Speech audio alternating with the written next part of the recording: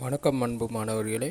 இன்றைக்கி நாம் பார்க்க போகிற பாடம் என்னென்னா ராசிகளோட தத்துவங்களை பற்றி பார்ப்போம். போன வகுப்பில் 12 ராசிகளையும் அந்த 12 ராசிகளில் அமர்ந்திருக்க நட்சத்திரங்களையும் பற்றி பார்ப்போம். இந்த வகுப்பில் 12 ராசிகளோட தத்துவத்தை பற்றி பார்ப்போம். ஏற்கனவே சொன்ன மாதிரி 12 ராசிகள் என்னென்னு பார்த்துருவோம். மேசம், ரிஷபம், மிதுனம், கடகம், சிம்மம், கன்னி, துலாம், விருச்சிகம், தனுசு, மகரம், கும்பம் மற்றும் மீனம். இதில் மேசம், சிம்மம், தனுசு 3 பார்த்திங்கன்னா நெருப்பு தத்துவ ராசிகள். ரிஷபம், கன்னி, மகரம் இந்த 3 நில தத்துவ ராசிகள். மிதுனம், துலாம், கும்பம் இது 3 பார்த்திங்கன்னா காற்று தத்துவ ராசிகள்.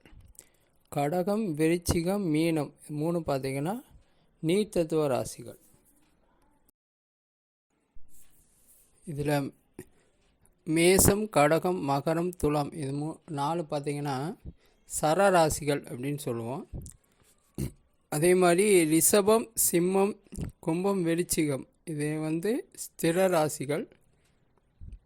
மிதுனம், மீனம், கன்னி, தனுசு இந்த 4 பார்த்திங்கன்னா உபயராசிகள் அப்படின்னு சொல்லுவோம். இந்த பாடத்தில் இந்த ராசிகளோட தன்மைகளை பற்றி பார்த்தோம். இப்போ அடுத்தடுத்து வர்ற பாடங்களில் ஒவ்வொரு ராசியும் எந்த மாதிரி அப்படின்றத விரிவாக பார்ப்போம்.